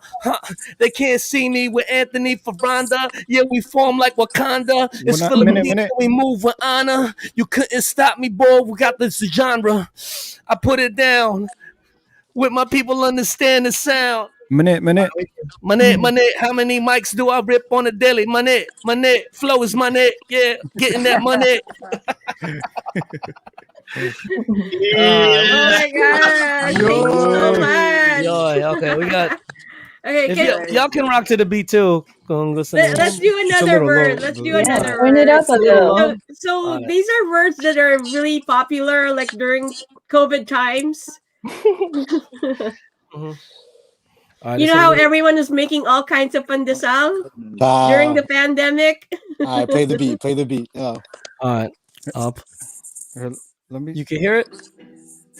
Let's get it for Yup. pandesal. Check it out. Let's go. Freestyle off the head, yo. Padayao, that's the type of bread that you eat in the morning till the break of dawning. Yo, it's like that. MCs, yo, the cloning. I pass the mic back to Arwen, and you know, Soul Tree was just Chicagoan back in Chi-Town. This is how it goes down.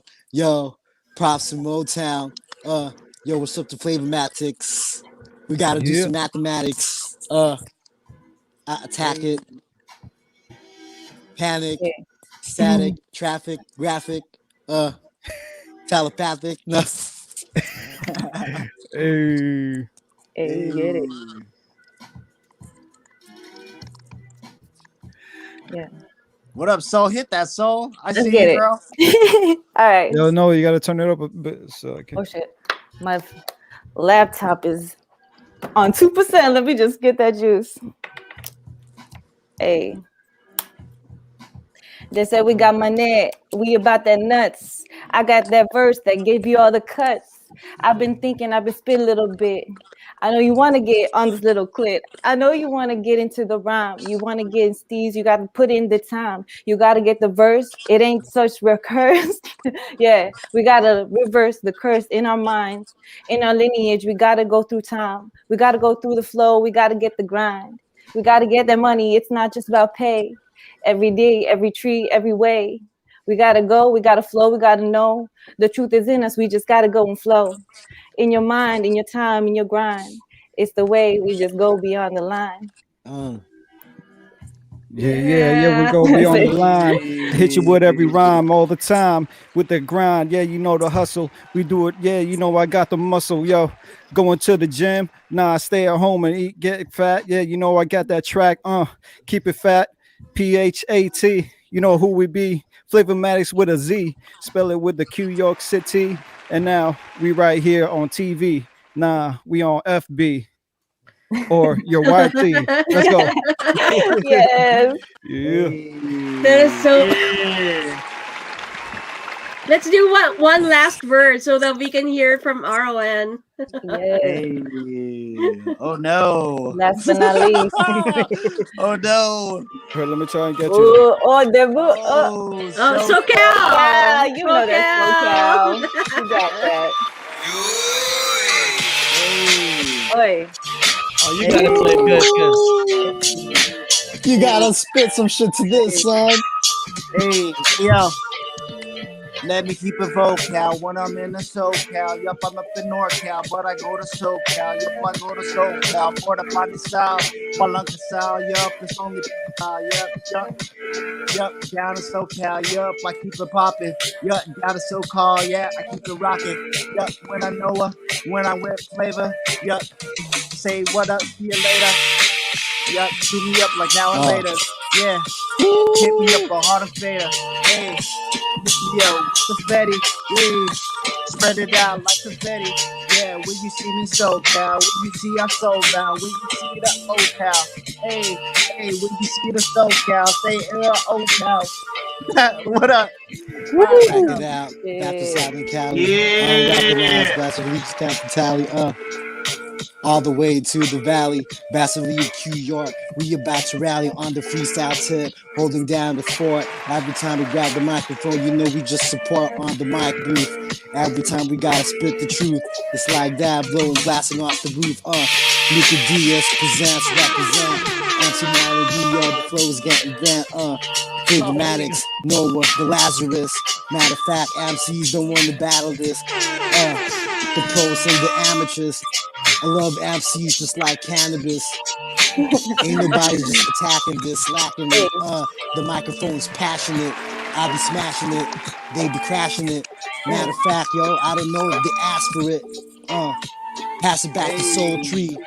Shouts to all the answers and the OGs. East Coast, West Coast, Midwest, Filipino be the best. I don't give a fuck. I don't need that fucking luck. I don't need your fucking truck. I'ma drive my foot. Get that foot. You know that tricycle shit. You know that Filipino shit. That walang pakialam type of shit.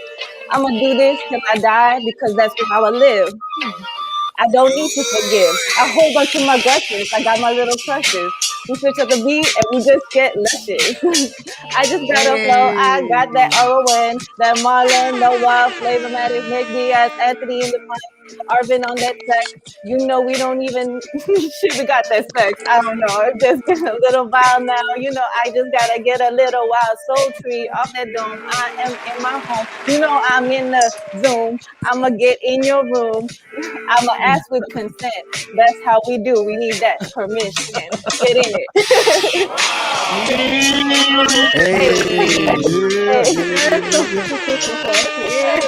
Let's do this like regularly, okay, guys? Just reach out. That is so awesome, you guys. That is so awesome. Thank you guys so much for coming out and doing that. And thank you guys for dropping so much knowledge. It was great meeting with you guys and just being a part of this. I love the energy tonight. Yo, thank you for having us, yo. Thank you. Mabu hey. Mabu hey to everybody. Mabu hey. Yeah, when I see my girl, so awesome. And when I see my girl, I'll be like, Mabu hi. Mabu hi. and our comment section is actually on fire. Oh my gosh, like people just started like commenting like all these clapping emojis and fire emojis. Oh my goodness. We actually have a raffle, you guys. So Arvin, if you like we forgot about like asking, like people to enter the raffle, but if anyone is still around out there, and we should just include everybody, like all of our rappers. Get them all in there. Yeah, hashtag Mick Diaz presents if you want to get in the raffle. We have 4 prizes. So the first one, so let me just like show it to you guys, like do it really quickly. So once again, thank you to our raffle sponsors. Our first one is from is one voucher with $25 value from Jenny Padayao of Binalot, Los Hey. Angeles. So she has a menu that you can choose from, but you can choose Ooh. $25. You can use the $25 value on any dish. And then we have the Young Living Tranquil lotion roll on for $40 value. So yeah, that's like essential oils. And we have one mug from CMC Legacy Group. And then this is the one that we were all waiting for. So this is the one EZ Mil Signature Bandana for $15 from Michael Pablo PST Gear. So, you know, like for those of us who were in a lot of the friendship games and FPACs and PCNs and whatnot, Michael Pablo has always been in those events representing PST Gear. And he recently collaborated with EZ Mil. And so in his viral video of the Wish bus where he performed Panalo, like he was wearing a bandana from Michael Pablo on his shoulder. So that's the one. He's giving it away for $15. Yeah, so anyone who wants to enter hashtag Mick Diaz Presents. And I think Arvin is ready. There are not a lot of us, but yeah, we're including all of the rappers in the raffle. The Are you Rapplers. ready? Oh, so we're in the The raffle. Rappler. The You're in Rapplers. the rappers are in the raffle. We're in the raffle. Yay! Are you guys ready? Yeah, that's the name of our Okay, show, so- Rap All. Yeah, let's Do do you this want to really battle quickly. with the rapper? Okay, this is raffle prize number 1. Hey. The Archangel. Archangel. RON. The Archangel. Hey. RON. Thank There you go. you. Yeah. Awesome. RON won the voucher. So whenever you're here in LA, or we can even I'm ship gonna it to be you, down we there can next ask month. them. I'll Oh, be down there next hey. month. Yeah, I'm gonna eat sisig. Yay! Yeah. Yeah. That works. Free sig. Free sig. Yay! Free sig. And the second prize is the Young Living Tranquil roll on for $40 value. Okay, here we go. Raffle prize number 2.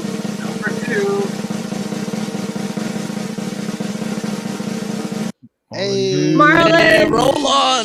Marlon Roll on. D. Get your roll on. Yay. Get your Get your roll on. Congratulations, Marlon D. And our third raffle prize is one mug from CMC Legacy Group. Let's go. Oh, Flame, you got the mean mug. Oh, Flame Fanatic got the mug. the mug shot.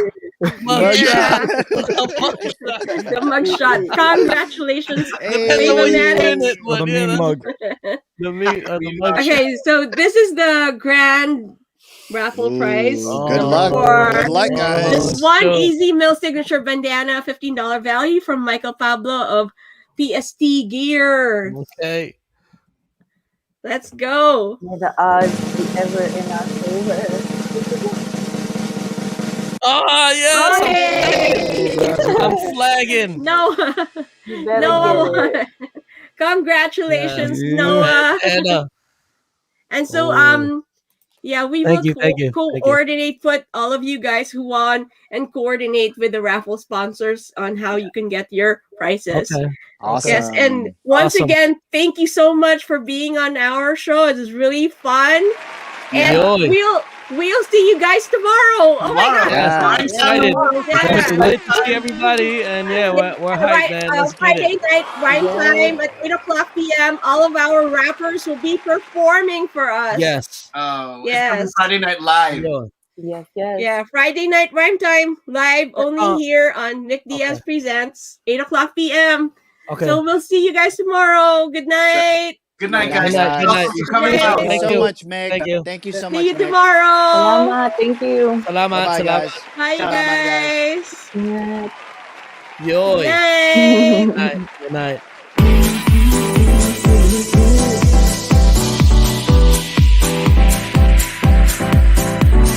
Telling me to dance, taking a chance.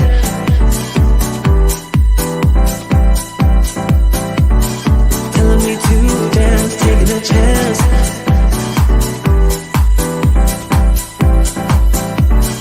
Telling me to dance, taking a chance.